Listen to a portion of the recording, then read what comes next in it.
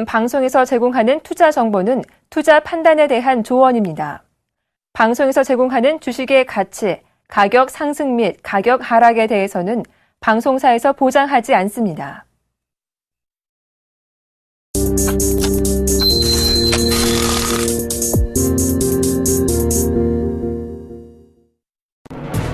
출발진 쇼와이드 2부 시작하겠습니다. 호재는 없었는데 악재는 여전했습니다. 이러한 이유로 간밤에 글로벌 증시는 빠졌죠. 중국의 경기 둔화 우려가 여전한 가운데 우크라이나 사태까지 긴장감을 더했던 간밤이었는데요. 우크라이나의 크림자치공화국이 러시아에 합병되기 위한 수순을 밟고 있다라는 소식이 들려왔었기 때문입니다. 유럽에서도 독일을 제외하고 주요국 증시가 모두 빠졌고요. 뉴욕 증시도 스타트는 괜찮았는데 종가상은 결국 3대 지수가 모두 하락하고 말았습니다. 이런 가운데 전일 우리 장은 급락 이후에 그나마 반등을 해서 1960선은 되찾았지만 소폭 반등에 그쳤고요. 외국인이 여전히 매도하는 가운데 기관까지 사주지 않는 장세 속에서 수급이 꼬여있음을 다시 한번 확인할 수가 있었습니다. 오히려 반등은 하루 쉬었던 코스닥 쪽에서 더 강하게 나타났었죠. 이제 내일이면 올해 첫 선물옵션 동시만기를 맞게 되는데 과연 쿼드러플 위칭대 이후에도 코스닥의 상대적 강세가 그야말로 지난해 7월 고점인 560선에 닿을 때까지 계속될 수 있을지 한 번쯤 고민이 필요한 자리라 하겠습니다. 출발진 쇼와이드 2부 시작하겠습니다.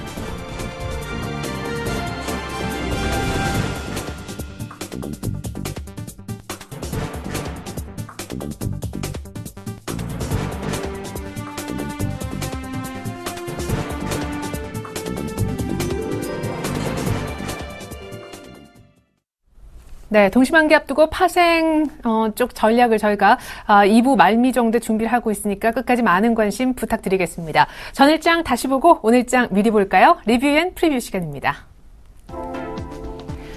네, 코스피의 수급 공백 그리고 코스닥은 상대적 강세가 지속됐다. 대비를 통한 의견도 첩줄에서 확인이 가능하고요. 중국 성장 둔화 우려감 때문에 관망세가 짙었다. 그리고 관망 얘기가 또 마지막 줄에도 있네요. 동시만기 앞두고 관망 장세였다.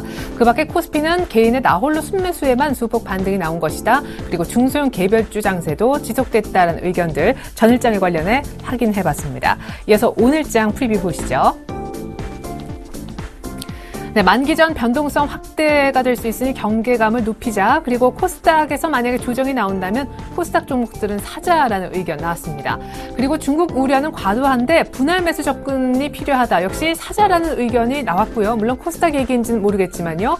김혜란 연구원님은 코스피의 좁은 박스권 장세를 전망하셨고 김영겸 팀장님은 3월 쿼드러플 위칭대 이후의 시장의 모습을 미리 대비할 필요가 있다 하셨습니다. 그리고 안상현 대리님 역시 관망 장세가 예상되지만 하락하면 조정 시 매수 의견을 주셨습니다. 세 분이 매수 의견을 내셨고요. 한 분이 박스권 장세 전망을, 한 분이 동시만기 이후를 대비하자라고 의견을 내주셨네요. 오늘은 이 가운데 동부증권 마포지점에 계시는 김영겸 주식팀장님 연결해서 자세한 얘기 들어보겠습니다. 팀장님 안녕하세요. 예, 안녕하세요. 네, 3월 동시만기 이후장을 대비하자 하셨는데 개별 종목 장세라고 줄곧 의견을 주셨었잖아요. 그러면 동시만기 이후에는 다시 한번 대형주 위주의 장이 도래할 수 있다라고 그 가능성을 높게 보시는 겁니까? 지금 이제 단기적으로 쿼드러플 위칭데이 전까지는 개별 종목 장세 추가적으로 이어지고 그 이후에는 이제 시장 상황을 살펴봐야 되겠지만 일단은 코스닥 지수 여러 가지 조건으로 봤을 때는 단기 과열권으로 조금 이제 진입하는 그런 초입이 아닌가 생각이 되고요. 지금 제일 먼저 최근에 가장 많이 움직였던 섹터는 아무래도 미디어 콘텐츠 섹터가 굉장히 그런 강한 그런 모습을 보였고, 또한 순환매적으로 다시 이제 움직이는 그런 섹터들이 여러 섹터들이 있는데요.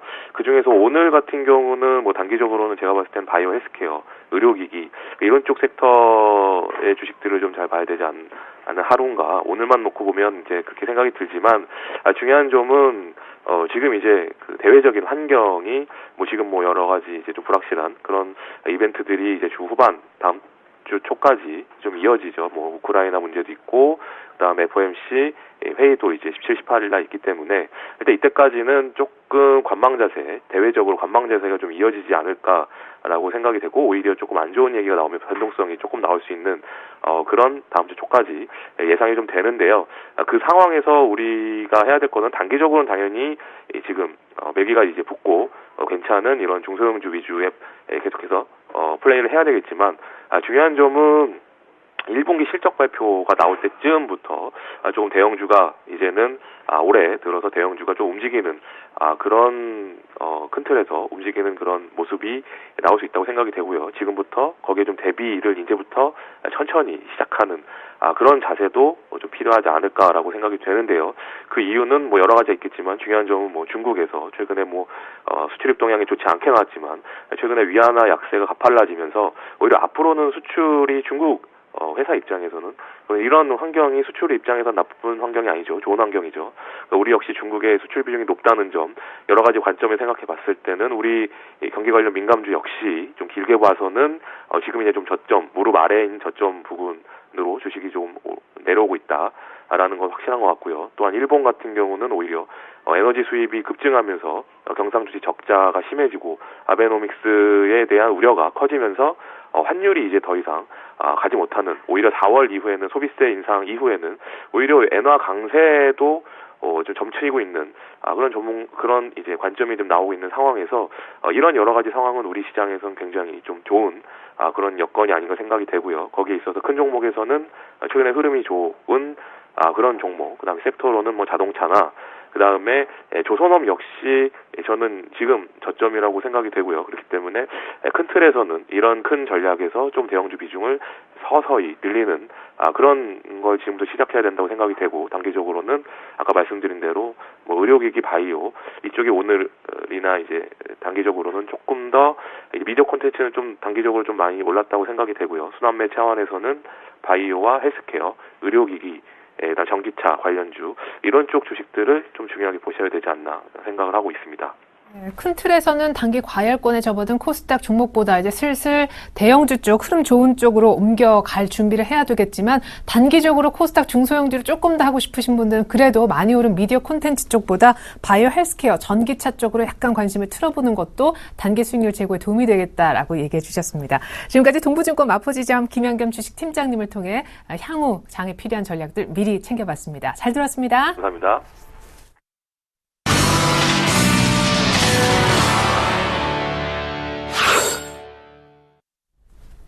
넘버원에게 듣는다 시간입니다. 매주 수요일은 NH농협선물 이진우 센터장님을 연결하고 있습니다. 센터장님 안녕하세요. 네, 안녕하세요. 네, 중국 회사채 시장에서 드디어 걱정했던 사태가 터졌더라고요. 태양광 한 업체가 첫 디폴트가 났다. 부도 소식이 있었고, 또 2월 수출이 한 17%, 18% 이렇게 급감하는 예상 밖의 안 좋은 뉴스도 있었습니다. 때문에 중국 장 자체도 상당히 힘겹게 진행이 되고 있는데요. 언제쯤 중국 변수는 우리한테 우호적일 수 있겠습니까? 아직도 전인대는 진행 중이죠? 네, 그렇습니다. 지금 에리나인께서 말씀하셨던 상하이 차오리 태양광 업체의 회사채 이자 지급 불능, 중국 역내에서 벌어진 초유의 그 디폴트 사건입니다. 그리고 어제만 하더라도 저우샤오찬 인민은행장은 큰일 아니다. 왜냐하면 작년 2월달에 수출이 워낙에 이런저런 장부상의 조작이라든지 허수로 부풀려졌던 만큼 전년 대비 18%나 급감했던 수출은 역기저 효과 정도로 해석해주면 될 것 같다라고 했습니다만, 문제는 이 중국 사태가 그 두 개 정도로 이렇게 마무리되기보다는 이제 본격적으로 시작된다는 느낌인데요. 우선은 첫째, 그 상하이 차오리가 중국 양회가 열리는 기간 동안에 중국 당국이 처음으로 회사채 이자 지급이 중단되는 그런 디폴트 사태를 용인했다는 부분이거든요. 그것은 중국 같으면은 그런 것이 중국 지도부와 인민은행의 용인 없이는 불가능한 사안입니다. 그리고 어제는 또 중국 상하이 증권거래소에서 또 한 회사, 이름이 참 길고 어려운데요. 바오니 탄웨이 바오디안인가 해서 그런 또 전기 장비 업체입니다. 태양광 관련한 사업도 하는데요. 거기에 주식과 회사채 거래를 중단시키기도 했습니다. 2년 연속 적자를 냈다는 이유 때문인데, 중국 당국에서는 조금의 이 아픔은 있다 하더라도 이제 중국 자본주의가 이제 도입된 이래 조금은 자본주의다운 자본주의로 가겠다는 얘기죠. 망해야 될 곳은 망하는 그런 체제를 갖다 유지해 나가겠다는 것인데, 그만큼 자신들이 이렇게 장악한 가운데에 이른바 개혁 내지는 구조조정을 갖다가 단행해 나간다는 느낌입니다만, 지금 최근 며칠 또 우리 투자자 여러분들이 주목하셔야 될 것은 구리 가격의 급락입니다.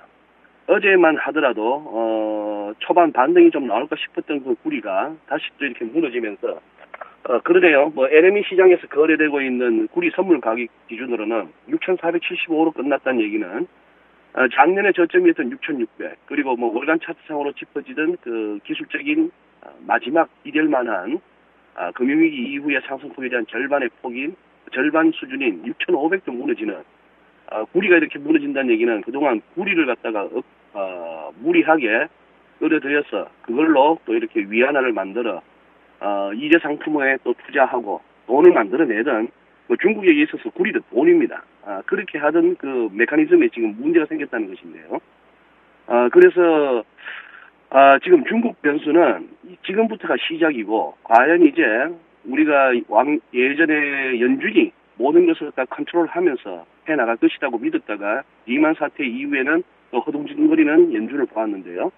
과연 중국 인민은행이나 중국 당국은 최근에 이것을 완벽하게 자신들의 시나리오 하에 아니면 계획된 그 구도로 지금 몰고 가고 있는지 아니면 걷잡을 수 없는 혼란을 갈 수밖에 없는 것인지 좀 확인이 필요한 그런 국면이라고 보여집니다. 중국발 변수 앞으로 계속 주목하셔야겠네요.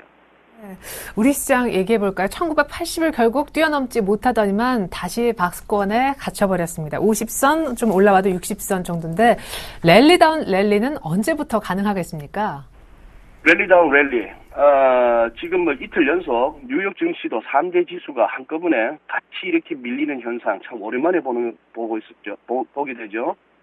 S&P 500이나 다우가 밀리더라도 나스닥은 뭐 내달리고 하던 그런 흐름이었습니다만 지금 이제 특별한 지표가 없는 가운데 뉴욕에서는 지금 과연 이 밸류에이션이 적정한가 하는 좀 한가한 논쟁이 벌어지고 있는 중인데요.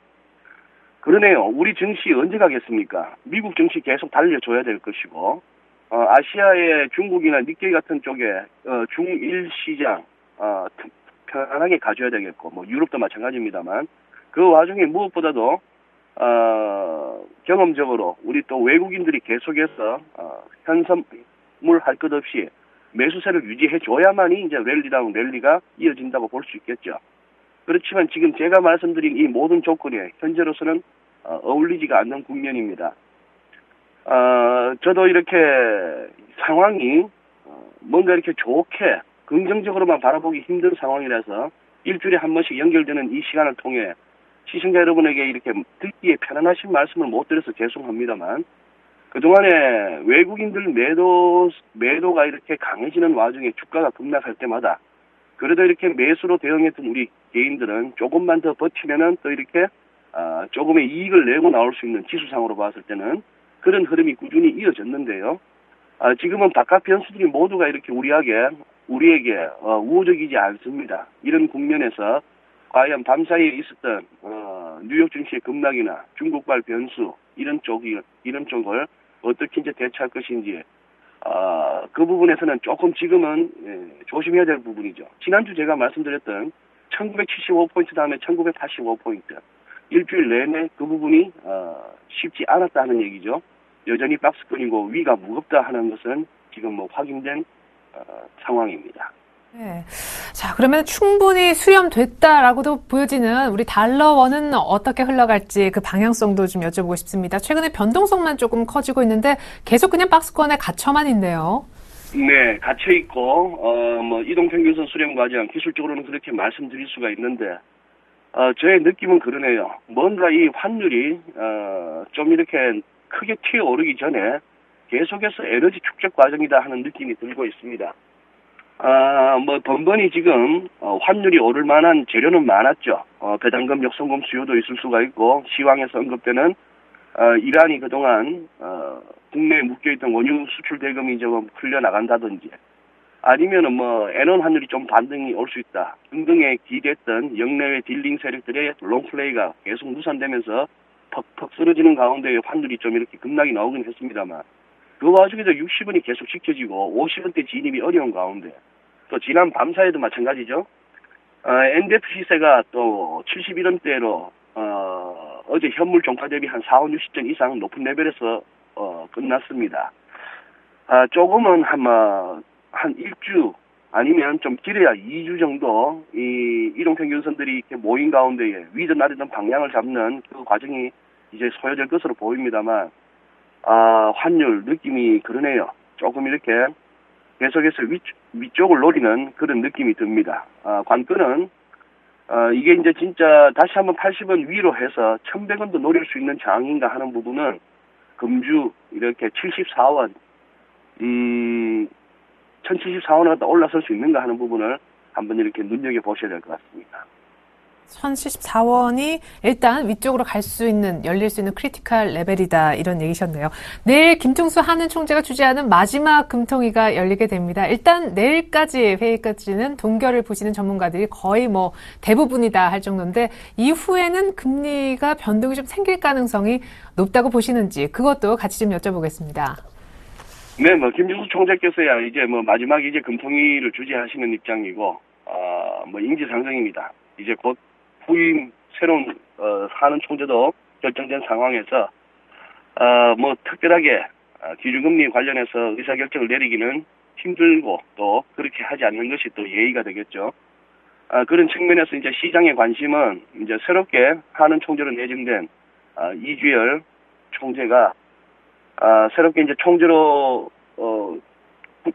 자리를 잡은 이후에 이제 4월부터 해서 금통위가 이제 관건이 되겠습니다. 관건이 되겠는데, 글쎄요. 지금 이제 바깥에서는 이제 선진국은 출구 전략을 생각하고 있고, 이머징 국가들은 해외 자본 유출에 대비해서 금리를 올리고 있는 와중에, 우리만 다시 또 금리 인하를 얘기하기에는 시기적으로 너무 늦었다는 측면에서 한은이 그동안에 뭔가 금리 인하 부분은 실기했다는 부분이 있고, 그렇다고 해서 지금 이제 당장 남들처럼 금리를 바로 올릴 수가 있느냐 하는 부분에서는 여러 가지 또 우리가 경기 측면에서나 일반 가게가 느끼는 부담이 있기 때문에 쉽지 않다는 생각이죠.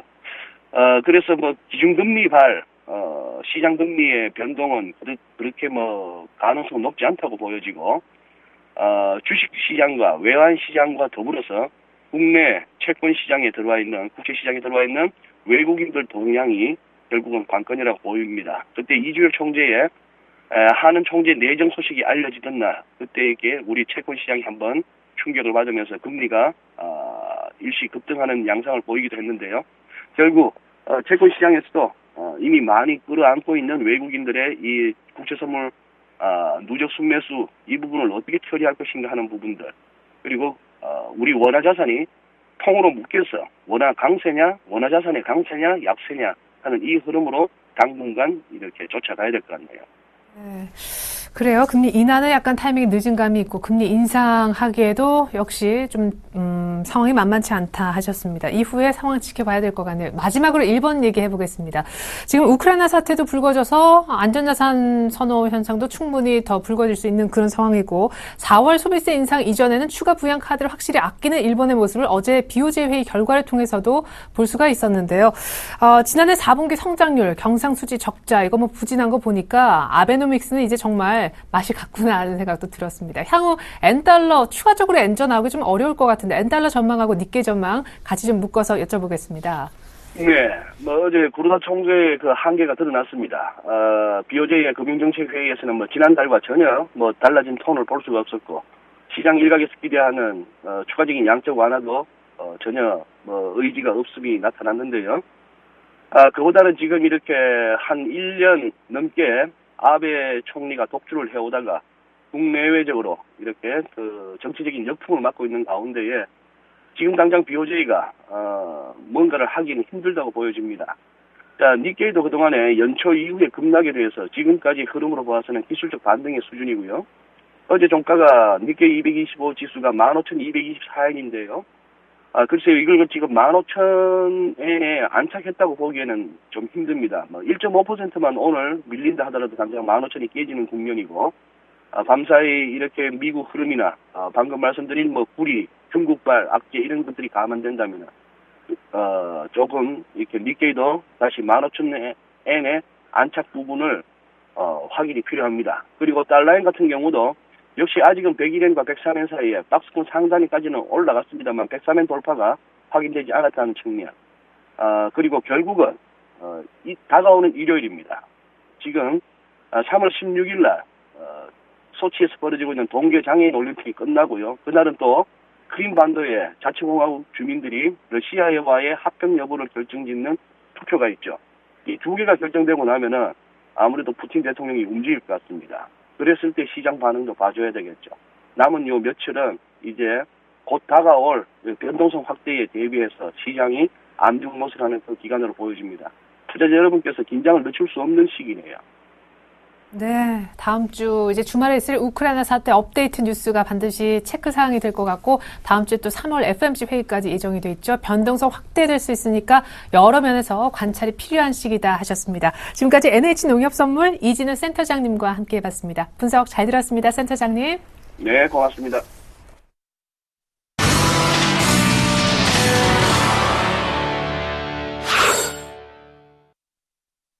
개장 5분도 안 남았네요. 오늘 출발 상황 분석에 도움 말씀 주실 두 분의 전문가 소개시켜드리겠습니다. 유스탁의 유창희 대표 스튜디오에 나와 계시고요. 동양증권 명동 W 프레스티지 센터에 계시는 정윤성 PB님은 명동에 계시기 때문에 화상 연결을 통해서 도움 말씀 구해보려 합니다. 두 분 안녕하십니까? 안녕하십니까? 예. 자, 먼저 오늘 시장 예상 분위기부터 좀 들어봐야 될 텐데, 어제 아주 쬐끔, 기술적이라도 볼 수 있고, 개인들이 그나마 방어해줬기 때문에 1960을 살려놓긴 했지만, 간밤에 글로벌 증시도 딱히 호재가 없었거든요. 네, 시장 자체가, 조금 계속 눈치 보기 양세가 코스피는 시작이 되고 있다라고 말씀드리고 싶고요. 오늘 같은 경우도 미국 증시가 좀 약세를 보여줬기 때문에 우리나라 증시 어저께 막판에 올려줬던 부분들을 좀 되돌릴 수 있다. 그래서 지금 1957포인트 정도에서 주가가 형성되고 있고요. 이대로 시작이 된다면 결국은 21선하고 5일선에서 낀 상태로 3일째 움직일 가능성이 높고 그래서 방향성을 좀 보시되 결국엔 내일 옵션 선물업체 동시 만기이기 때문에 외국인 선물 수급 동향에 의해서 변동성 장세 연출될 수 있다는 거 지속적으로 체크하시기 바라겠고요. 코스닥 시장 어저께 상당히 강하게 올라오면서 547포인트대까지 주가 올라왔습니다. 그저께 약간의 조정이 나오고 어저께 강세를 띄우면서 마감을 했는데 제가 보기에는 여기서의 그 상승은 의미가 없다 생각을 하고 있습니다. 무슨 얘기냐면 더 올라간다고 하더라도 550, 560, 570으로 가기보다는 지금 지수대에서의 상하 약간 기간조정의 성격을 보일 수 있기 때문에 무리한 추격 매수를 하실 필요는 없다 생각을 하고 있고 일단은 주가의 흐름을 좀 지켜보면서 대응하시는 게 좋지 않을까 생각을 좀 하고 있습니다. 네, 그래요. 코스닥이 좀 과하게 오른 건 사실이다 하셨고 코스피는 동시만기 앞두고 변동성이 외국인 선물 포지션에 따라 커질 수 있으니까 역시 관찰이 필요하다는 의견 들을 수 있었습니다. 계속해서 오늘장 강세 예상 업종군도 확인해보죠. 명동으로 가서 들어보겠습니다. 정윤성 PB님. 예. 최근에는 지금 어떤 업종이 좋아진다고 한다 그러면 아무래도 가장 중요한 것은 이익 추정치의 증가분일 것입니다. 최근에는 업종별로 이익 증가치가 추정이 늘어나는 부분이 상당히 없고요. 최근에 유일하게 유틸리티 부분이 상당히 강하게 움직이는 부분을 볼 수가 있습니다. 유틸리티라고 하면 보통 이제 공공요금이나 그런 쪽에 대해서 어떤 이익 성장성이 있는 부분인데요. 그렇기 때문에 한국전력을 좀 봐야 되지 않나 싶습니다. 한국전력 같은 경우는 앞으로도 공공요금 특히나 전기료 이상이 예상이 되고 있기 때문에 한국전력의 이익 추정치가 앞으로도 늘어날 가능성이 크다라고 말씀드릴 수 있고요. 최근에는 웰스파고 같은 경우 미국 은행이죠. 신고치를 경신함에 따라서 우리나라 같은 경우도 은행 등의 그런 금융권, 금융업종 같은 경우도 강세에 예상이 되고 있습니다. 특히나 우리금융이라든지 하나금융지주, KB금융 같은 경우도 상당히 앞으로 금리 인상 시기에 맞물려서 상당히 좋아질 수 있지 않나 그렇게 예상하고 있습니다. 네, 그래요. 오늘장 강세 예상 업종군으로 실적 추정치 기반한 유틸리티, 글로벌 분위기 감안의 금융 이렇게 두 가지 섹터를 예상해 주셨습니다. 계속해서 이 시각 현재 동시호가 상황 살펴보죠.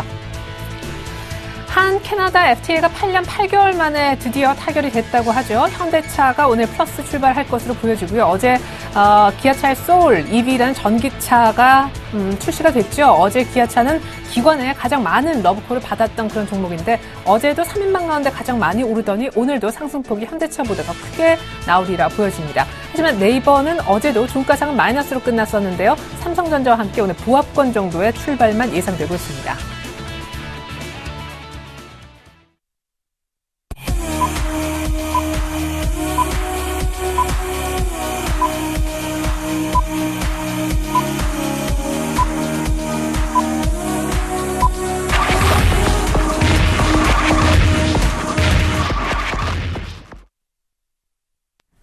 코스피의 수요일 장 열렸습니다. 어제 1960선 회복하면서 소폭 반등을 주었던 코스피, 그리고 전일 반등을 1% 랠리로 강하게 보여줬던 코스닥, 오늘 어떤 흐름을 보일까요? 내일은 올해 첫 선물옵션 동시만기일이라 변동성이 커질 수 있다는 주의보가 여러 차례 내려졌었는데요. 일단 코스피의 출발 상황부터 차례로 확인해 보도록 하겠습니다. 유 대표님. 코스피 시장 네. 약간 이제 소폭 하락세를 출발하면서 1958포인트에서 주가 형성대를 하고 있고요. 말씀드린 대로 5일선과 21선에서 이제 끼어 있는 상황에서의 방향성 탐색을 3일째 하고 있다라는 거. 그래서 이 부분은 오늘 좀 관심 있게 봐야 된다라고 말씀드리고 싶고요.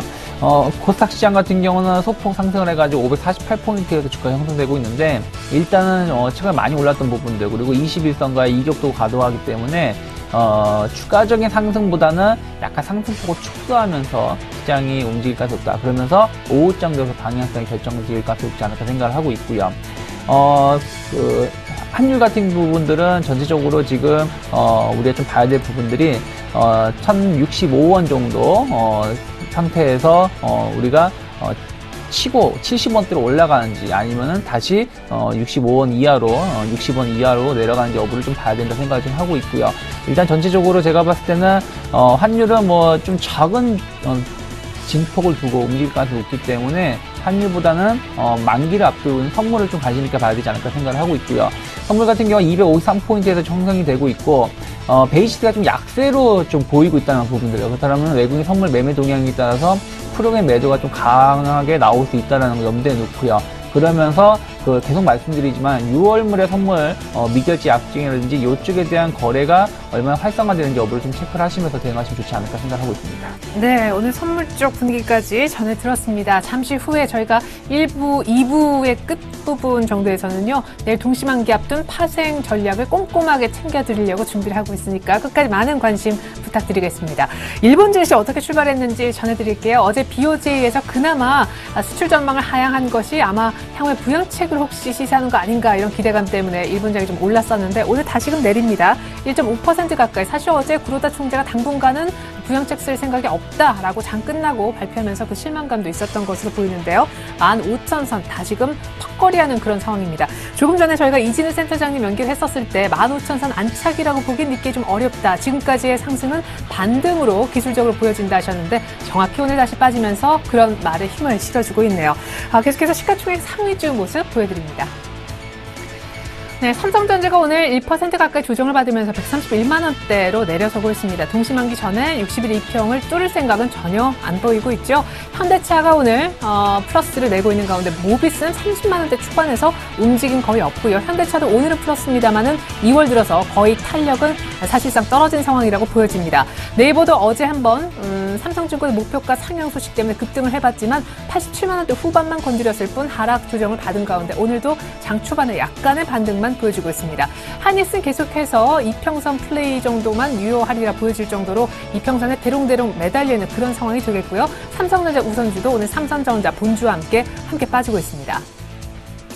자, 기아차의 움직임이 오늘 가장 두드러집니다. 잠시 후에 저희가 자동차도 한번 보긴 봐야 될 것 같아요. 한 캐나다 FTA 체결로 인해서 우리가 아시아에서 처음 체결한 국가라고 하죠. 일단 관세가 철폐되면은 자동차주에는 반짝 호재가 될 수 있다. 뭐 이런 인터뷰들도 많이 뉴스에서 봤었는데요. 기아차가 어제 외국인이 아니라 기관이 가장 많이 샀던 그런 종목이었는데 오늘도 시가총액 상위주 가운데 가장 두드러지는 상승의 모습을 보여주고 있습니다. 어제 바짝 올랐던 신한지주도 재차 밀리는 모습이고요. SKT도 역시 보합권에서 크게 움직이지를 못하고 있습니다. 이어서 코스닥 시가총액 상위주 모습 살펴볼까요? 셀트리온이 오늘 많이 빠지네요. 아닌 게 아니라 셀트리온 제약까지 조금 급락하는 모습이 나타나고 있습니다. 셀트리온이 이렇게 많이 급락하는 이유 잠시 후에 이것도 짚어봐야 될 것 같습니다. 셀트리온 제약이 한 4% 안팎으로 5만 원은커녕 4만 5천 원대까지 다시 쳐져 있습니다. 파라다이스가 어제 꽤나 물량이 좀 나왔었는데 곧바로 다시 1%가량 반등을 하루 만에 주는군요. 서울반도체도 5만 원 사상 역대 신고가를 노리고 있는 가운데 오늘 약간 숨고르기 국면을 보여줍니다. 그리고 CJ 오쇼핑, CJ E&M. 오늘 CJ E&M은 추가 상승하네요. 어제도 한 4%가량 급반등했었는데요. CJ E&M의 빨간불이 연속적으로 계속 들어오면서 4만 5천 원대 바라보고 있습니다. 홈쇼핑주들은 역시 방향이 엇갈리고 있습니다. 네, 시가총액 상위주 모습까지 보셨고요. 업종 분위기 한번 살펴보도록 하겠습니다. 어제는 코스닥의 랠리 그리고 그 뒤에는 엔터주들의 강세가 있었었는데 말이죠. 정윤성 PD님. 예. 우선 뭐 섹터별로 우선 본다고 하면 크게 오늘 같은 경우는 좀 보합권에서 좀 움직이고 있는 그런 부분을 볼 수가 있을 것 같습니다. 거래소 같은 경우는 7.2포인트 좀 하락의 움직임을 보여주고 있고요. 우선은 은행이라든지 에너지, 화학, 그다음에 IT 일부 부품주도 특히나 조선업종들 같은 경우는 골고루 좀 하락을 하고 있는 부분을 볼 수가 있을 것 같습니다. 오늘 뭐 전체적으로 보면 SK컴즈나 아니면 NC소프트 같은 인터넷이나 그런 쪽에서만 강세 흐름을 보이고요. 나머지 업종에서 대부분 좀 하락의 움직임을 보이고 있습니다. 특히나 한진중공업 같은 경우 마이너스 1.4% 하락을 하고 있고요. 이 밖에는 조선주라고 할 수 있죠. 현대중공업, 대우조선해요, 삼성중공업 모두 다 약세권의 움직임을 보여주고 있습니다. 오늘 같은 또 기계업종들 같은 경우 상당히 좀 하락폭이 좀 큽니다. STX 엔진의 두산인프라코어 같은 경우가 마이너스 1%의 하락 움직임을 보이고 있고요. 이 밖의 종목들도 좀 빠지고 있는 모습을 보여주고 있습니다. 오늘 같은 경우 특징 섹터라고 하면 우선은 마스크 관련주들이라고 할 수 있죠. 오늘 같은 경우 웰크론 같은 경우가 4%대 넘게 상승을 하고 있습니다. 특히 최근에는 방송 콘텐츠 쪽에서 강세의 움직임을 보여주고 있는데요. 오늘도 키스트 같은 경우는 7.16%의 강한 움직임을 보여주고 있습니다. 최근에도 계속 그런 강한 모습을 보여주고 있었는데 오늘도 그런 모습을 유지를 하고 있고요. 어제부터 또 SM, CNC 같은 경우도 상한가 움직임을 보여줬죠. 오늘도 그런 탄력성에 덧붙여서 4.2% 넘게 올라가고 있고요. 앞으로도 음원 관련주들 또한 엔터테인먼트 관련주들 같은 경우 상당히 강세 흐름을 유지하지 않을까 그렇게 생각을 하고 있습니다.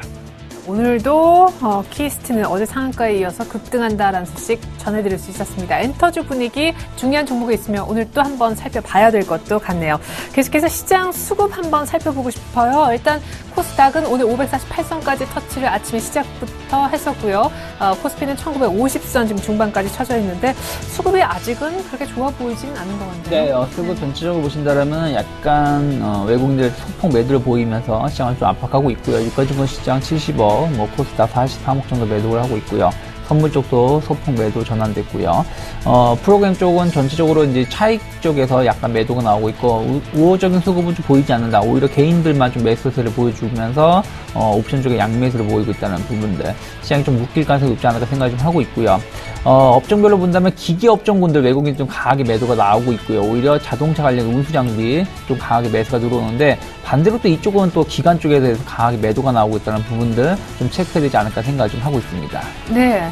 자, 시각 현재 수급 상황까지 전해드렸습니다. 일단 외국인의 매도가 오늘 아침까지 이어지고 있고 외국인보다 기관이 약 한 2배 정도로 더 빠르게 매도를 더 많이 하고 있는 그런 상황입니다. 어제 쌍끌이 매수를 받았던 코스닥도 일단 양 매도로 어제와는 전혀 다른 수급으로 바뀐 가운데 코스닥도 역시 파란불로 548선 찍기만 했을 뿐 같이 하락 반전했네요. 서울 외환시장 출발 상황도 알아보겠습니다. KB 외환선물에 있는 정경팔 팀장님 연결해서 확인해 볼게요. 팀장님 안녕하세요. 네, 안녕하세요. 네, 러시아에 귀속되기 위한 크림반도의 움직임, 다시 우크라이나 사태가 좀 불거졌다 볼 수 있겠는데 NDF가 한 4원가량 올랐더라고요. 달러원도 그걸 다 반영하면서 개장하고 있는지요? 네, 그렇습니다. 오늘 서울 외환시장은 어제 종가 대비 3원 90전 상승한 1,069원에 개장했고요. 개장 이후 개장가를 저점으로 1,069원 80전까지 상승했고요. 이 시간 현재는 1,069원 30전에 거래가 되고 있습니다. 오늘 환율이 상승한 원인은 특별한 재료가 등장했기 때문은 아니었고요.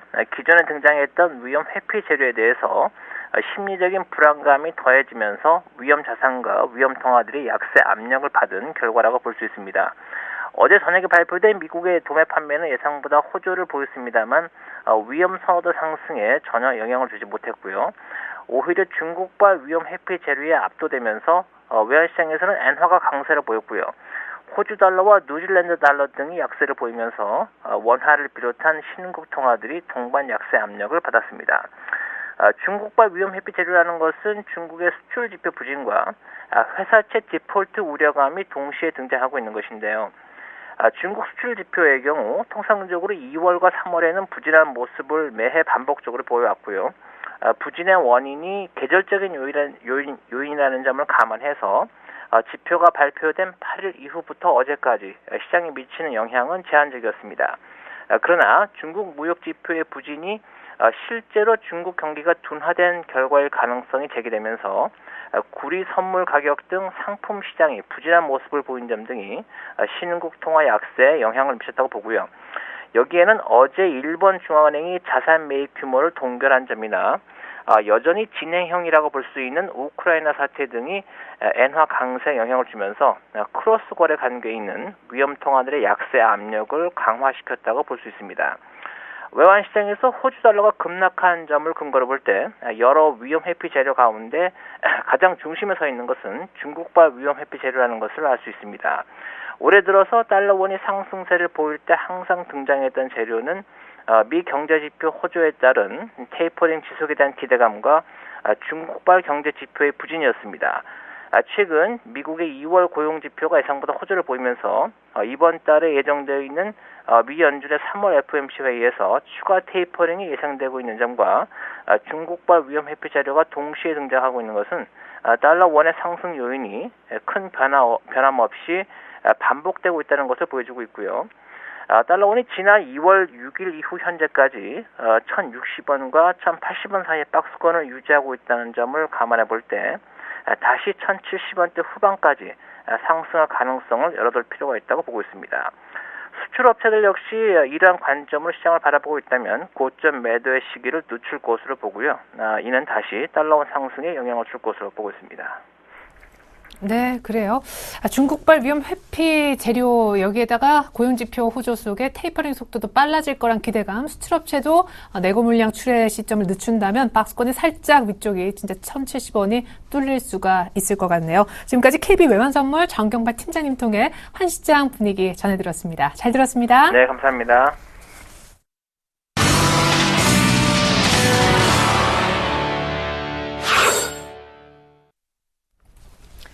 네, 지수는 밀립니다. 양시장 모두 밀립니다만 돌발 종목은 또 있지요. 한번 알아보겠습니다. 약속 드린 대로 자동차주 한번 봐야 될 것 같아요. 한 캐나다 FTA 수혜주가 자동차가 정말 될 수 있는가? 6.1% 관세를 2년간 점진적으로 철폐할 수 있다면 물론 수혜가 될 수 있고 유일한 수혜 섹터다라는 분석이 있는데 일단 기아차가 독보적인 이유도 알아봐야 될 것 같습니다. 저희가 아까 시가총액 상위주 분위기 짚어드리면서 셀트리온이 왜 이렇게 많이 빠지는지 그 원인도 알려드리겠다 하셨는데 어닝 쇼크 얘기가 나오고 있네요. 4%대 급락세입니다. 세 번째군요. 파트너는 반면에 지난해 호실적 소식 때문에 오늘 반등이 좀 나오고 있고요.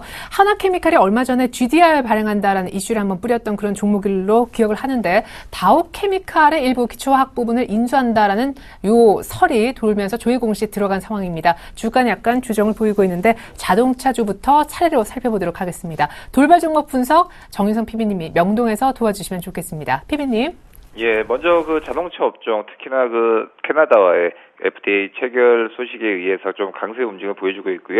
아까 동시호가 때는 좀 약한 모습을 보여주고 있지만 이런 분위기가 좀 온기가 들어오면서 자동차 업체들은 상당히 강세 움직임으로 전환을 하고 있습니다. 기아차 같은 경우 1% 넘게 올라가고 있고요. 현대차도 강보가 끄는 모습을 보여주고 있습니다.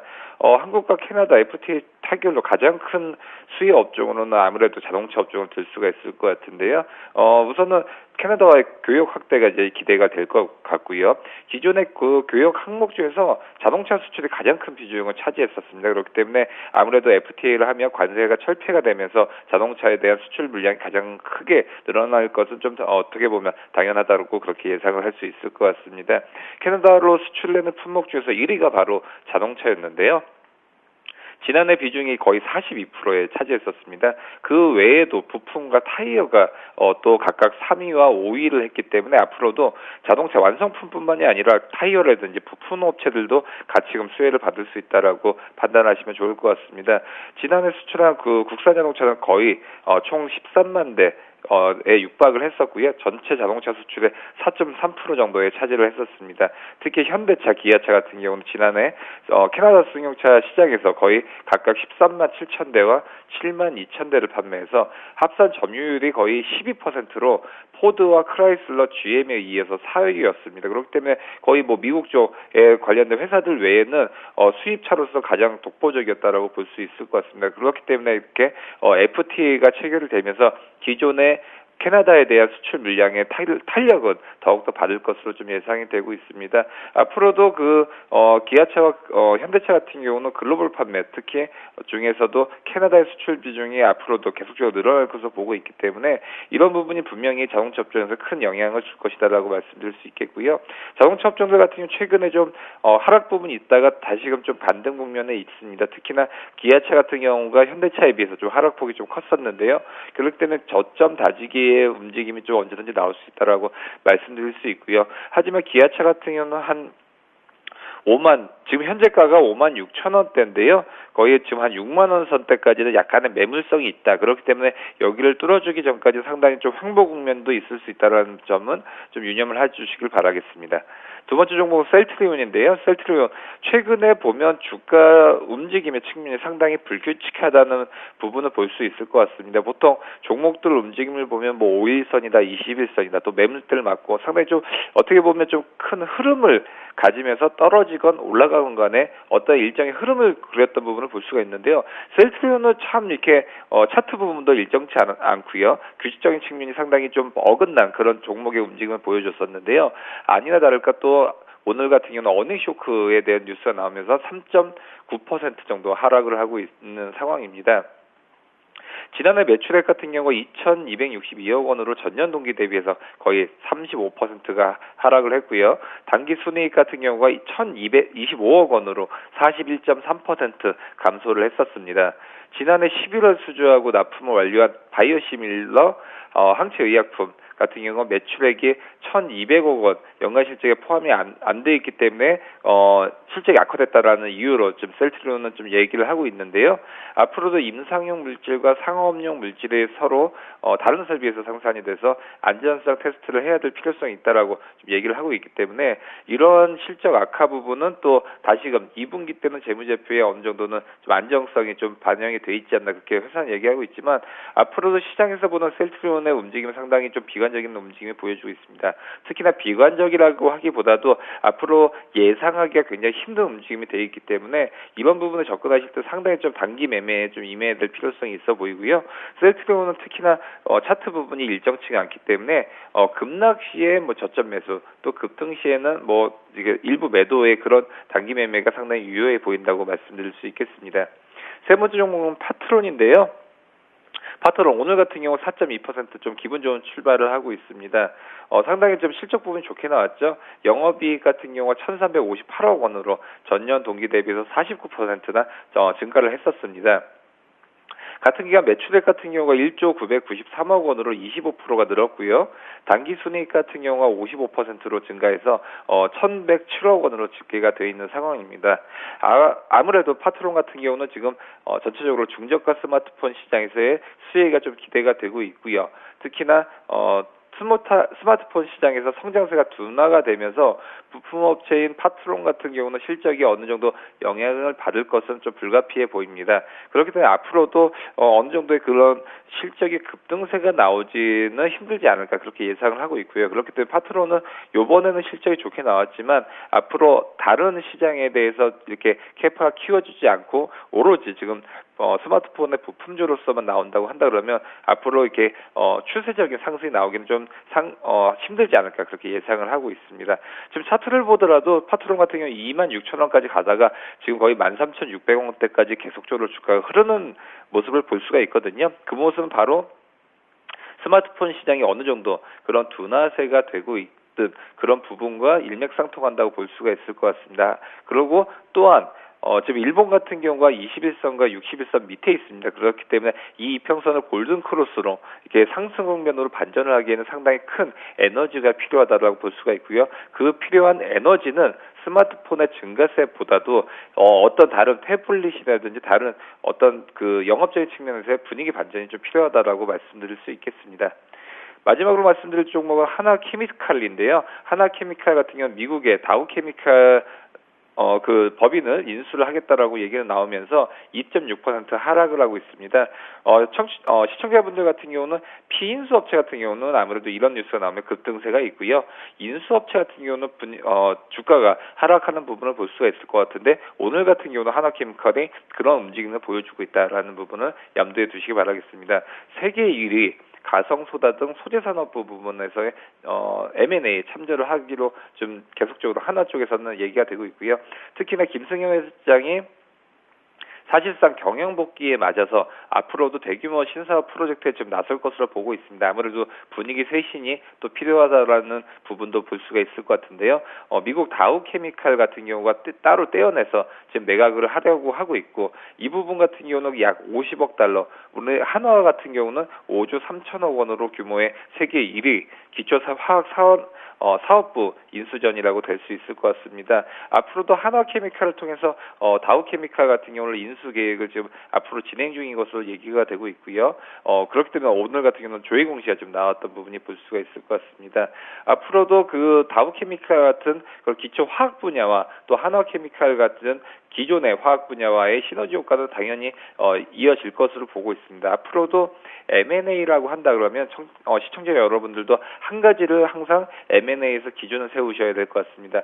기존하고 있던 사업과의 시너지 효과가 얼마나 되고 있느냐가 M&A 관건이다라고 볼 수가 있을 것 같고요. 그렇기 때문에 M&A 이슈가 나오면 아무래도 인수회사의 입장에서는 주가가 오늘처럼 빠질 수밖에 없겠지만, 이런 부분이 시너지 효과가 난다 그러면 이렇게 뉴스가 나왔을 때가 매수 타이밍이라고 볼 수도 있을 것 같습니다. 그렇기 때문에 오늘 한화케미칼 같은 경우는 단기간에 하락을 했었고요. 하지만 이런 부분이 분위기 쇄신을 한다 그러면 아무래도 중국발 수출 물량이라든지 그런 부분도 상당히 좀 중요하다라고 볼 수 있기 때문에 앞으로도 횡보 구간으로 되지 않을까 그렇게 예상을 하고 있습니다. 네. 오늘 다우케미칼 인수설이돈 한화케미칼 향후의 행보를 전망해 주셨습니다. 네페스가요, 자회사 매각에 대한 기대감 때문에 오늘 약간 강세를 보이고 있는 것도 특징인 것 같고요. 두산건설은 오늘 개장 전부터 좋은 리포트들이 많이 쏟아졌죠. 뭐 건설도 하는데 기자재 사업 쪽도 아주 잘하는, 이쪽에 신성장 동력까지 갖춘 회사다, 그런 분석이 있었는데 오늘 역시 주가도 강세로 화답하고 있습니다. 신일산업은 경영권 분쟁이 본격화됐다는 소식 때문에 급등하고 있고요. 얼마 전에 KC 그린홀딩스가 중국의 환경정책 강화 소식 때문에 급등하더니 오늘은 일진전기가 그 바통을 뒤어받았네요. 그리고 예림당은 8거래일째 상승하고 있습니다. 오늘 약간 음봉전환하고 있긴 한데 못 말리는군요. 네페스부터 예림당까지는 스튜디오에서 분석 들어보겠습니다. 네, 네페스가 2%대 좀 상승을 좀 보여주고 있고요. 싱가포르 쪽에 있는 자회사인 것 같아요. 그래서 네페스 PTE라는 회사를, 매각을 좀 하기로 했죠. 그래서 이제 이로 인해서, 차익금 연대 보증이라든지 이런 부분들에서 이제 벗어나기 때문에 재무 구조가 좀 개선될 수 있다는 기대감이 좀 있고요. 또 하나 이제 대만 쪽을 해가지고 디스플레이 반도체 부품을 본격적으로 수출을 시작한다라는 뉴스 같이 나왔습니다. 그래서 7.8분에서 주가가 형성되고 있는데, 물론 자회사를 지금 해외 부분 자회사를 매각한 부분들은 일단 재무구조 개선에 긍정적인 영향을 미칠 수 있습니다. 다만 회사라는 것은 실적으로 좀 보여줘야 되는 것이기 때문에 이제부터의 그 회사 본업에 대한 매출이 좀 개선되는지 여부를 좀 확인하자. 일단은 6,000원, 7,000원 중심으로 해가지고 한 3개월 정도 바닥권을 확인을 하고 나서 주가가 올라오는 것이다 생각을 한다라면은, 제가 보기엔 8,000원 정도를 안착하는 거 확인하고 대응하셔도 나쁘지 않다. 지금 쫓아가기에는 약간 십자 도지가 나오면서 방향성에 대해서 탐색을 하고 있는 것이기 때문에 오히려 8,000원 안착하고 나서 대응하셔도 좀 늦지 않을 수 있다라는 거 말씀드리고 싶고요. 네. 두산건설이 아까 말씀하신 것처럼 뭐 건축 주택 시장에 대한 개선 기대감, 그리고 뭐 건자재 쪽에 대한 성장성에 대한 기대감이 좀 작용을 했습니다. 일단 얼마 전에 감자도 좀 진행을 했고요. 재무 구조가 상당히 좀 개선되려고 하는 모습들. 작년에 매출 채권이 2조 한 6천억 정도 되는데 그 중에서 거의 절반 가까이 되는 1조 원 넘는 금액을 충당금으로 설정을 해놨기 때문에 그동안 두산건설이 계속해서 좀 안 좋은 모습을 띄어서 좀 잘 갈만하면은 뭐 부채 뭐 이런 부분들에 의해 가지고 좀 약세를 띄었었는데, 올해는 이제 작년에 그런 거 모든 걸 대부분 털어냈기 때문에 올해는 좀 실적으로 좀 승부수를 낼 수 있다라는 기대감이 좀 자기하고 있는 것 같습니다. 하지만 주가가 5% 정도 올라오면서 14,600원에서 형성되고 있는데, 우리가 본다라면은 일단은 아직 추세적으로 본다라면은 뭐 이게 있는 건 아니다. 그리고 최근에 건설 시장, 주택 시장이 좀 회복세를 보여주다가 좀 이제 전월세 대책이 좀 오락가락하면서 좀 시장이 조금 오리무중에 빠져 있는 상황도 있기 때문에 좀 확인을 하면서 대응할 필요가 있다. 그래서 마찬가지로 지금 가격대에서 잘 지지가 된다라면 한 2, 3일 정도 지지가 되고 상승을 보여준다면 그때 매수를 하셔도 늦지 않을 것 같다라고 말씀드리고 싶고요. 네. 신일산업이 예전에도 한 달 전에 한번 말씀드렸던 것 같아요. 이제 경영권 분쟁, 그때는 이제 황기남 씨라는 분께서, 11.27%를 지분을 확보해가지고, 이번에 그 경영권 참여를 하면서 뭐 정관 개정이라든지 이사 선임을 좀 요청을 했다 얘기가 나오고 있죠. 기존에 이제 김영 회장님이 보유하고 있는 지분은 8.4%밖에 안 되고요. 우호 지분, 특수관계인 지분을 다 합쳐도 10%가 안 됩니다. 그러다 보니까, 일단은 황기남 그 개인 투자자의 그 지분을 앞서기 위해서라도 최소한 1% 이상의 추가적인 지분을 매수를 해야 되고, 그로 인해서 가격이 상승할 수 있지 않겠느냐라는 기대감이 작용하고 있는 것 같습니다. 그래서 오늘도 12% 가까이 상승을 하고 있는데, 제가 말씀드리고 싶은 거는 그때도 한번 말씀드렸는데, 이 경영권 참여, 경영권 분쟁으로 인한 주가 상승은 우리가 어디까지 간다라고 말씀드리기가 좀 힘들다. 왜 그러냐면 이게 실적으로 연결된 건 아니라 단순히 그들만의 싸움을 위해서 주가가 움직이는 것이기 때문에 주가 자체가 크게 치고 나갈 수 있다, 혹은 여기서 못 간다라고 말하기 좀 힘든 구간에 놓여 있다 생각을 하고 있어요. 다만 일단은 우리가 직전에, 그러니까 지난 2월 말쯤에 이러한 얘기가 이슈가 한번 나왔을 때의 저항대가 일단 2,000원이라고 보면 될 것 같거든요. 1970원 맞고 흘러내렸기 때문에. 그렇다면은 차라리 1,850원 혹은 1,900원을 돌파시키는 거 보고 접근하셔도 나쁘지 않다. 왜 그러냐면 여기가 돌파가 된다는 얘기는 결국에는 김영 회장님이든 혹은 황기남 지금 개인 투자자분이시든 더 비싼 돈을 주고도 주식을 매입할 용의가 있다는 의사를 보여주는 것이기 때문에 그때 개인 투자자분들이 뭐 일부 매수를 하신다라면 같이 동참한다라면 큰 문제는 없겠지만 지금과 같이 십자 도지가 나오면서 어저께 상승 좀 하고 오늘 올라온 상황에서의 추가적인 상승 보여주지 못한다라면은 여기서의 그 추가된 지분 매입이 없다라는 것이거든요. 그래서 그 부분을 좀 체크를 하실 필요가 있지 않을까 생각을 좀 하고 있고요. 일진전기가 그 중국의 스모그 사태 이런 부분들이 좀 문제를 해결하기 위해서 뭐 매연 장치, 친환경 자동차 이런 부분들에 대한 정책이라든지 뭐 규제를 강화한다 얘기가 나왔었습니다. 그래서 일진전기는 뭐 디젤이라든지 LPG 차량의 그 매연 절감 장치를 판매를 하는 그런 기술을 갖고 있는데 그래서 그런 수혜가 좀 작용을 하면서 한 4% 정도 주가 상승하고 있습니다. 일진그룹도 전체적으로 뭐 실적이 잘 나오고 있고 일진전기도 실적 자체가 개선이 기대가 되고 있었던 부분들에서 주가 자체도 최근에 보신다면 하락 추세가 아니라 상승 추세를 보여주면서 한 8,500원대에서 이제 숨고르기 장세가 좀 진행이 되고 있었던 상황에서 이런 이슈가 나왔는데 충분히 이건 중장기적으로 긍정적이라고 볼 수 있습니다. 그리고 일진전기 중장기적으로 주가는 좀 더 올라갈 수 있을까 보고 있습니다만은 오늘도 보신다면 윗꼬리가 나오면서 차익 매물이 나오고 있다는 얘기는 여전히 한 8,800원 혹은 9,000원에 대한 부담감은 여전히 남아있다라고 우리가 볼 수 있겠습니다. 그래서 이 종목 역시 마찬가지입니다. 고점 돌파를 확인하고 매수하셔도 나쁘지 않다. 지금 같은 경우는 차익 매물이 나오고 있는 상황에서 우리가 단순히 기대감으로 매수하다가는 주가가 큰 폭의 조정은 아니겠지만 일단은 시간간의 싸움이 좀 필요할 수 있다는 거 좀 언급해 드리고 싶고요. 끝으로 예린당이 지금 주가가 오늘도 이제 물론 차익 매물이 나오고 있습니다만 어쨌든 소폭이나마 상승세를 보여주고 있는데 그 유아동 그 책이죠. 그 Y 시리즈요. 그래서 그게 이제 영미권 진출을 좀 기대하고 있다라는 부분들, 그리고 또 이제 홈쇼핑 판매가 계속 늘어나고 있다는 부분들이 긍정적으로 평가가 받고 있고요. 또 TA 항공이라든지 저가 항공에 대한 성장성에 대한 기대감, 이것이 이제 흑자로 돌아선 상황에서 계속해서 이제 대형 항공사들은 조금 그 영업력이 좀 떨어지고 있지만 저가 항공사들의 영업력은 계속 늘어나고 있고요. 그로 인한 수요는 늘어나고 있기 때문에 거기에 대한 실적 개선 기대감이 작용하고 있는 것 같습니다. 그래서 주가가 올라오고 있는데 다만 최근에 한 3, 4일 동안 6,500원대에서 지금 7,200원대까지 좀 과도하게 올라왔던 부분들도 있다 생각을 좀 하고 있어요. 그래서 여기서 바로 치고 나가기보다는 좀 쉬어갈 수 있다.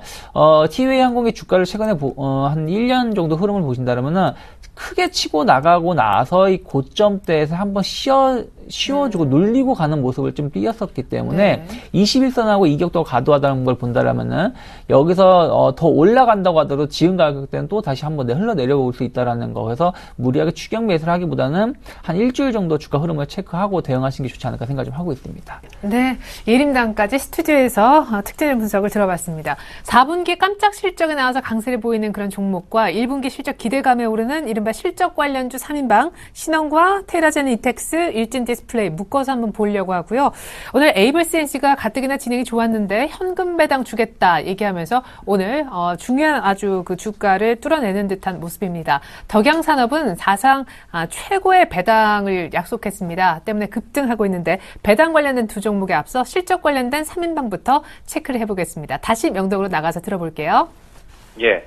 우선 첫 번째 종목 같은 경우는 좀 신원을 말씀드릴 수 있겠습니다. 신원 같은 경우는 오늘 4% 넘게 상승하고 있고요. 개장 초에는 거의 상한가의 움직임까지 갔었던 부분을 볼 수가 있습니다. 최근에 그 실적이 급등을 하고 있는데요. 지난해 영업이익 같은 경우가 전년 동기 대비해서 13배가 증가하는 실적 호조를 좀 보여주고 있습니다. 우선은 그 영업이익 같은 경우는 83억 원, 83억 원으로 전년 동기 대비해서 13배가 증가를 했고요. 같은 기간 매출액은 2% 증가한 5,896억 원을 기록을 했었습니다. 순손실은 적자 지속한 상황에서 지금 70억 원 정도로 잠정 집계가 된 상황입니다. 아무래도 2011년도에 투자한 베트남 하노이 법인과 인도네시아 니트 법인의 생산성이 향상이 되면서 수익이 증가했던 부분을 볼 수가 있을 것 같습니다. 또한 그 중국 쪽에 대한 이제 남성복 시장의 진출 가능성도 상당히 좀 눈여겨볼 만한 대목인데요. 특히 남성복 브랜드죠. 지이크 같은 경우는 중국 시장에서의 그런 진출을 계속적으로 하고 있는 상황입니다.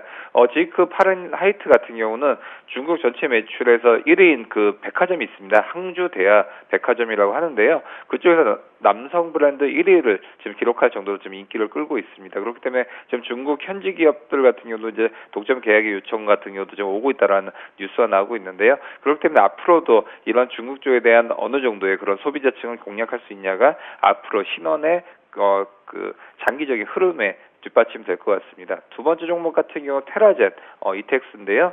오늘 같은 경우 2.3% 그 강세를 보여주고 있습니다. 거의 3년 만에 흑자 전환의 그런 모습을 보여주고 있는 상황입니다. 지난해 연결 기준 영업이익이 23억 원, 순이익이 14억 원으로 지금 흑자 전환에 지금 성공을 했고요. 특히나 테라젠 이텍스 같은 경우는 예전에 게놈 프로젝트로 유명했었죠. 유전체 분석과 데이터 마이닝의 강점을 기반으로 한 헬로진이라는 개인 유전체 정보 서비스를 실제로 상용화를 하고 있는 그런 업체입니다. 아무래도 예전에 그 영화에서도 많이 나왔었죠. 개인별로 유전체를 검사를 하면 앞으로 어떤 병에 걸릴 가능성이 크고 앞으로 어떤 쪽에서 장점을 갖고 있는지 그런 부분에 대해서 개인별로 이렇게 할 수 있기 때문에 앞으로도 상당히 유망한 시장이긴 하다라고 말씀드릴 수 있겠습니다. 특히 국내 동종 업체 대비해서 희소 가치성과 차별성이 굉장히 부각이 되는 그런 기술력이 뒷받침되고 있는 그런 업체라고 볼 수 있을 것 같습니다. 앞으로도 그 제약산업과 유전체 사업의 핵심 역량을 이제 앞으로 집중을 시킬 계획으로 되고 있고요. 현재 유한양행 같은 경우가 2대 주주로 지금 참여를 하고 있습니다. 3분기 같은 경우는 사업별 매출을 보면 제약 부분이 78%, 그다음에 LCD 장비가 11%, 헬스케어와 유전체가 10%입니다. 그렇기 때문에 아직까지는 유전체 부분이 좀 작기 때문에 아무래도 제약 부분이라든지 그런 부분에 대해서 앞으로 크지만 앞으로 그 가장 눈여겨봐야 될 대목은 유전체 부분이라고 할 수 있습니다. 그렇기 때문에 매출 부분에서 이렇게 유전자에 대한 그런 개인별 맞춤 성향이 어느 정도까지 확대가 될 것이냐가 앞으로 테라젠 이텍스의 그 주가 향방에 가장 중요해 보이고요. 테라젠 이텍스 같은 경우 앞으로도 성장 모멘텀 상당히 충분하지만 실적 부분이 어느 정도 확정이 돼야 된다라는 부분은 또 전제 조건으로 필요해 보입니다. 세 번째 종목 같은 경우는 일진 디스플레이인데요. 일진 디스플레이 같은 경우는 오늘 3.6% 좀 급등을 하고 있습니다. 1분기 실적 전망이 급증세로 지금 되고 있기 때문에 앞으로도 주가는 상당히 좀 탄력을 지금 받을 전망인데요.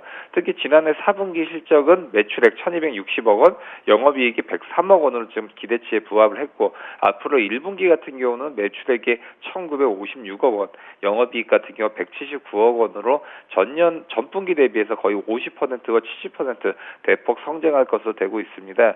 1분기 같은 경우는 아무래도 스마트폰 터치 스크린 모듈 부분이 비수기인데도 불구하고 크게 전망할 부분인데요. 기존의 터치 필름 2장을 사용하던 방식에서 제조 단가가 절감되도록 터치 필름이 한 장이 되는 단층 필름 전극 방식으로 일본 경쟁사와 함께 유일하게 지금 이런 부분을 양산을 하고 있다는 부분이 주목해야 될 대목인 것 같습니다. 앞으로도 지금 주가 상승 측면은 상당히 긍정적인 부분을 볼 수가 있을 텐데요. 최근에 주가가 저점 대비해서 어느 정도 올라와 있지만 올해 실적 부분으로 본다면 앞으로도 PER 부분이라든지 PBR 부분이 거의 7배에서 8배 정도 상당히 좀 저평가되어 있다라고 볼 수가 있을 것 같고요. 특히나 자기자본 수익률이라고 하죠. ROE라고 하는데요. 35% 정도로 지금 업계 최고의 수준으로 추가 상승 여력도 어느 정도 되고 있는 그런 상황이다라고 보실 수 있습니다. 그렇기 때문에 휴대폰 부품주들 좀 보시는 분들 같은 경우는 한 번쯤 봐둬야 될 그런 종목이 아닌가 생각을 하고 있습니다. 네 번째 종목은 에이블 CNC인데요. 예전에 중국 쪽에 대한 그런 화장품 진출, 또 특히나 국내에서도 상당히 그런 부분으로 상당히 핫했던 종목이죠. 거의 83,000원까지 올라갔다가 지금은 36,000원, 상당히 시들시들해진 그런 종목의 한 부분이라고 볼 수가 있는데요. 오늘 같은 경우는 현금 배당 소식으로 인해서 지금 4.6% 정도 기분 좋은 지금 상승을 하고 있습니다. 보통주 한 주당 300원의 현금 배당을 실시를 하기로 했고요. 지금 시가 배당률 대비해서 1% 정도 되고 있습니다. 아무래도 기존의 중저가 화장품 채널 내 업체들의 지금 공격적인 지배력 확대로 인해서 앞으로도 마케팅에 대한 부분이 상당히 부담이 될 수 있다라고 그런 시장의 전망으로 인해서 주가 상당히 좀 하락폭이 컸었던 부분이 있죠. 앞으로도 시장의 경쟁 강도는 어느 정도 안정화가 되겠지만 이런 부분에서 AVCNC가 어느 정도 시장 캐파를 키울지는 상당히 미지수다라고 볼 수 있기 때문에 오늘의 이런 상승세는 좀 단기적인 측면이 아닐까 그렇게 생각을 하고 있습니다. 마지막으로 말씀드릴 종목은 덕양산업인데요. 덕양산업 같은 경우는 배당률 20% 정도의 그런 고배당의 소식으로 인해서 3.8% 강한 움직임을 그렇게 보여주고 있습니다. 한 주당 3,876억 원의 현금 배당을 하기로 했고요. 시가 배당률을 보면 거의 20%로 지금 상당히 시가 배당률 가운데서 가장 높은 수준을 좀 보여주고 있습니다. 덕양산업 같은 경우는 지금 앞으로도 그런 현금 부분에 대해서 상당히 좀 쌓여있던 부분이 볼 수가 있고요. 덕양산업은 예를 들어서 이런 소문도 많았었죠. 워렌 버핏이 만약에 젊었다면 이런 업체들 사지 않았을까 그런 얘기도 많았었는데요. 상당히 이 회사 같은 경우 현금성 자산이 거의 593억 원은 되고 있고요. 시가총액이 488억 원밖에 되지 않습니다. 그렇기 때문에 상당히 현금성 부분도 상당히 크다고 볼 수가 있고요. 5년간 적자를 한 번도 내본 적이 없는 그런 기업이다라고 볼 수 있습니다. 그리고 특히나 주목해야 될 부분은 이제 매출액 같은 경우 거의 1조 원쯤 도달할 것으로 좀 예상이 되고 있는 그런 상황인데요. 앞으로도 시가총액이 500원도 되지 않는 그런 회사 같은 경우 상당히 그런 부분이 되고 있기 때문에 앞으로도 종목들 중에서 여러 가지 측면이 있지만 현금성 부분이 있고 재무제표가 우량한 회사들 중에서는 덕양산업 같은 경우 상당히 저가에서는 언제든지 들어올 수 있는 여력은 있다라고 말씀드릴 수 있겠습니다.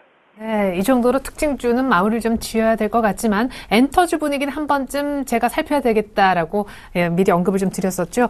코스닥의 단기 과열권에 사실상 들어온 신호가 있다라고 앞서 얘기가 나왔었고요. 그 대표주로 미디어 콘텐츠 엔터주가 사례로 꼽혔었는데 오늘 전반적으로 조금 조정이 있습니다만 그 가운데서도 SMCNC, 키스트는 어제 상한가 이후에 추가 상승까지 하고 있습니다. 전반적으로 중소형주 어디까지 갈지 궁금한 가운데 전략과 일부 엔터주 한번 살펴보시죠.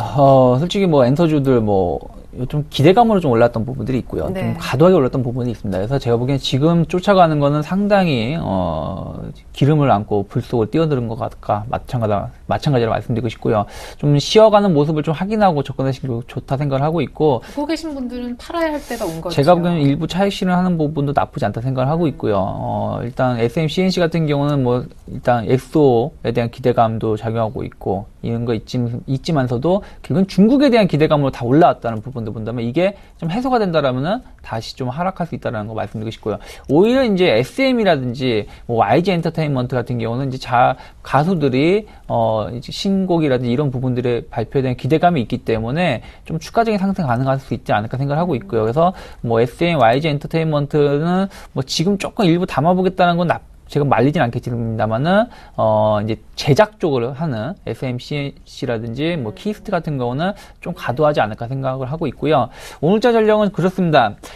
일단 오늘 뭐 전체적으로 약세를 좀 띄고 있죠. 코스닥도 하락을 하고 있고 코스피도 하락을 하고 있는데 코스닥 시장은 아직 끝난 건 아니다 생각을 하고 있어요. 그렇다면은 이렇게 좀 조짐이 나올 때 주도 종목군들은 일부 없으신 분들을 한해서 일부 좀 매수를 하시는 것도 나쁘지 않다 생각을 하고 있기 때문에 그 점 차근하시면서 중소형주 지속적으로 관심 가질 필요가 있지 않을까 생각을 하고 있습니다. 네, 오늘 재차 코스닥이 조정받고 있긴 하지만 중소형주 강세 여기서 끝은 아닌 것 같다 하셨습니다. 다음 주 초에 변동성이 클 수 있다는 앞서 예고들이 있었습니다. 이번 이제 다가오는 주말 끄트머리쯤에 크림반도의 러시아의 합병 여부 묻는 주민투표가 있을 거고요. 다음 주 또 중반으로 접어들게 되면 3월 FOMC 회의도 개최가 될 텐데 만기도 또 내일이잖아요. 이후에 시장판이 어떻게 되는가에 따라 사실은 오늘 전략의 의미가 있을 수도 없을 수도 있을 것 같습니다. 우리 정윤성 PB님께 한마디 들어보겠습니다. 예, 우선은 뭐 시장 상황 좀 녹록치 않죠. 지금 1950선에서 좀 상승 탄력이 굉장히 좀 적은 부분을 볼 수가 있을 것 같은데요. 앞으로 좀 종목별로 좀 많이 접근을 해야 될 필요성이 있다라고 볼 수 있을 것 같습니다. 코스피 시장에서는 아무래도 그 이익 추정치 부분이 삼성전자나 현대차가 상당히 올해 같은 경우는 좀 떨어질 것을 좀 보고 있는 전망이 있기 때문에 이 부분은 누가 내꺼주냐 상당히 중요해 보이고요. 그런 쪽에서 본다면 아무래도 그런 조선이라든지 아니면 금융 그런 쪽에서의 어느 정도의 실적을 메꿔줄 수 있냐가 좀 더 뒷받침돼야 될 것 같습니다.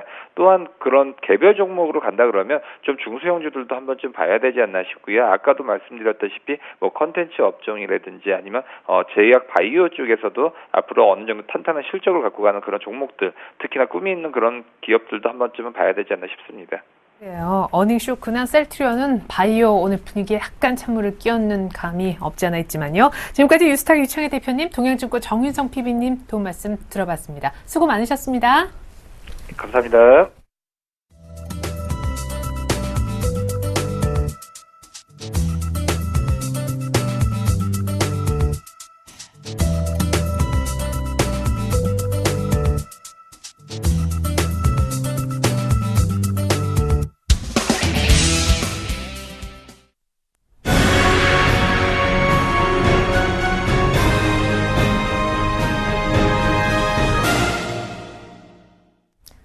올해 첫 선물 옵션 동시 만기가 다가옵니다. 바로 내일인데요. D-1일 필요한 파생 전략 세워보겠습니다. 샘플러스 김도영 멘토님, 주쌤 안녕하세요. 네, 안녕하십니까. 네, 오늘 아침 외국인을 조금 지켜보는 분위기고 개인과 기관의 뭔가 한판 싸움이 붙은 듯한 인상인데 어제 저점을 아직 깨지는 않고 있습니다만 개파락 이후에 낙폭이 더 커지는 현물 쪽 분위기도 그닥 좋진 못한 것 같습니다.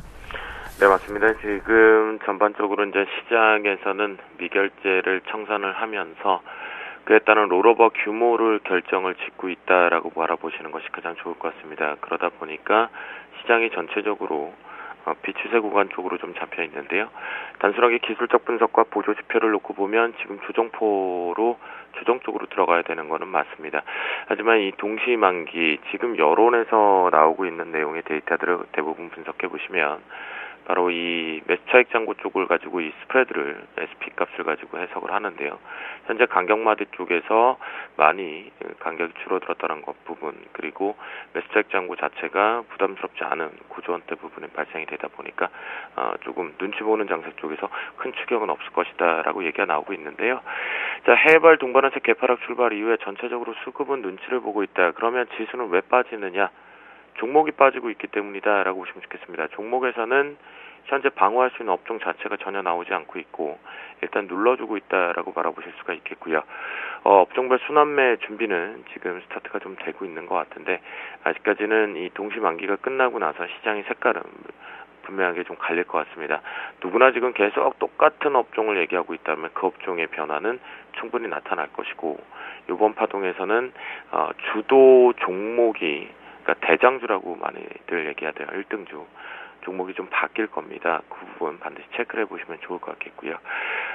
지금 기준점에서는 가장 집중해서 보셔야 될 건 OLED 관련된 쪽으로 설비 장비와 그리고 부품 섹터 쪽도 이제는 좀 보셔야 되는 위치가 왔다라고 말씀드리겠고요. 선물 쪽에서 수급 원조 출발 이후에서 개인들 매도 우위 쪽, 외국인들 매도 우위 쪽인데 기관계 쪽에서 지금 매수를 잡고 있습니다. 자, 결론 내드립니다. 외국인과 기관계 매수 잡는다고 해서 시장 위로 가겠지라고 생각하신다라면 좀 아쉽습니다. 요거 청산이다라고 보셔야 될 것 같겠고요. 그렇기 때문에 오늘 조정포가 좀 열릴 건데요. 가장 중요한 건 만기를 앞두고 있는 시점에서 이제 중요한 스타트점, 싸움을 붙을 배틀 변곡점으로 들어옵니다. 시장이. 그래서 상당히 중요하다라고 말씀 좀 드리겠고요. 옵션 시장 쪽에서는 콜옵션 쪽 개인들만이 매수 우위 쪽, 외국인 관망, 기관계 매도, 양 매도 포지션 잡고 있어서 그렇다. 풋옵션 쪽에서는 거래 한산화되고 있다라고 보실 수가 있겠는데요. 현재 기준점에서 다시 한번 강조해서 말씀 좀 드리지만 외국인들의 매도가 확대가 되고 기관계 쪽에서 역시 기관계 도합의 매수 포지션이 계속해서 매수를 오늘 1,500억대 정도까지 나올 가능성이 높은데 만기를 앞두고 있는 상태에서 1,500억을 넘게 나간다라고 한다면 시장의 조정포는 조금 더 열린다라고 바라보셔야 될 것 같겠고요. 프로그램 추이 쪽에서는 좋지 못합니다. 현재 백어데이션 상황 이론 그대로 나오고 있습니다. 차익과 비차익 모두 다 동반 매도 카드가 나오면서 시장을 역시 종목군들의 힘을 보면 여기서 우리가 눈치를 챌 수 있는데 조정포가 좀 열려 있다라는 관점으로 좀 바라보셔야 될 것 같습니다. 오늘 대응 전략 쪽에서 집중력을 가져보자라는 것은 외국인 관심 없다, 개인들 더 관심 없다. 사실은 제가 계속 외국인과 기관계 쪽에 언급을 좀 드리고 있는데 어느 순간쯤에 특히 지난 화요일날 같은 경우는 개인들에 의해서 시장이 20포인트까지 부러졌다라고 바라보실 수가 있겠는데요. 그만큼 개인 포지션이 중요하지만 그 부분을 해석하는 방법론이 다르기 때문에 잡아드리지 않고 있는데요. 기관계 쪽의 매수 강도가 확대가 되면 될수록 시장은 조정포로 더 많이 열린다라고 바라보시면 좋을 것 같겠고요. 현재 기준점에서 오늘장 대응에서도 역시 기관 매수 강도를 보면서 이 강도가 강화가 되면 될수록 고점에서 매도 전략이 유리하다라고 말씀을 좀 드리도록 하겠습니다. 자, 그리고 지금 오전장 황금 라인을 잡으면서 저 부분을 만기 쪽 얘기를 좀 우리 담당 PD님이 요청을 해주셔서 좀 잡아드리려고 하는데요. 자, 오전장 황금 라인은요 253.70입니다. 이미 지금 이탈 나오고 크게 나오고 있기 때문에 중요합니다. 이 부분은요. 아침에 방송 타이밍이 좀 빨랐다라면 잡아드릴 수 있는 부분인데요. 현재 기준점에서는 기관 쪽의 매수가 확대가 나오고 외국인들 강도는 그냥 서로 피자 파이스를 나눠 먹는다, 뭐 맛있는 쿠키를 서로 나눠 먹는다라는 관점으로 좀 바라보시면 좋을 것 같겠고요. 현재는 이미 어제 올라가는 포 자체가 속임수포였고 지금 내려오는 포가 결정이 되는 부분입니다. 그 관점에서 이제 어제는 제가 계속 황금 라인에 올라타면 매수로 봐라라고 했거든요. 그 이유는 이것은 바로 미결제를 줄이기 위해서 만들어내는 페이크 속임수를 만들어내야 되기 때문에 그 부분이다라고 말씀 좀 드리겠고요. 현재 253.70 올라타기 전까지 무조건 매도 쪽으로 계속 보시는데요. 자, 중요한 게 하나 있어서 이 부분을 좀 빨리 말씀을 좀 드리는데요. 보시면 이 부분 이번에 어제 이제 저가도 252.65 쪽에 형성이 되었는데요. 252대는요. 지금 외국인과 기관이 엄청나게 이번 동시만기를 앞두고 싸우고 싶어하는 주입니다. 그렇기 때문에 이 부분에서 이제 시작점이 252대에서 될 것 같은데요. 아무래도 오늘 만약 이 미결제를 현재 속도처럼 줄이지 않고 있다라고 한다면 이 부분이 급락 쪽으로 연출도 안 하고 급등도 연출 안 합니다. 252대에서 마무리를 질 거고요. 내일 이제 중요한데 내일 기준점에서 짧게만 좀 말씀 좀 드리면 시간상 전반적으로 시장 자체가 지금 위로도 충분히 올라갈 수 있는 폭 자체를 하나를 만들어 두었습니다. 그런데 그것이 제한적으로 걸려 있기 때문에 252점 지금 여러분들께서 반드시 체크해 보실 자리는 오늘부터 252.20짜리입니다. 그 부분을 훼손을 하지 않고 지지가 계속 나온다라면 내일 여론과 마찬가지로 추가 상승 쪽으로 좀 열어두셔도 된다라는 말씀을 드리도록 하겠습니다. 네, 미결제 증감 없으면 252대에서 끝날 공산이 큰데 일단 가장 중요한 라인은 252.20 내일까지 중요한 라인이라고 하셨습니다. 지지 나오면 위쪽으로 약간 열릴 가능성 크다고 샘플러스 김동 멘토님이 동시만기 전날 전략으로 짜주셨습니다. 잘 들었습니다. 네, 감사합니다. 네, 반등 하루 만에 양시장이 모두 꺾이고 있습니다. 코스피는 1950선마저 턱걸이하다가 결국 내주는 양상인데요. 유가증권 시장에선 삼성전자와 네이버가 그리고 심지어 한 캐나다 FTA 수혜주라고 불리는 자동차 전까지 부진하면서 지수가 뒤로 후진하고 있고요. 코스닥에선 셀트리온이 어닝 쇼크를 내면서 오늘 분위기를 망치고 있습니다. 전 내일 내 마녀의 날 돌아옵니다. 출발 증시 와이드 마칠게요. 고맙습니다.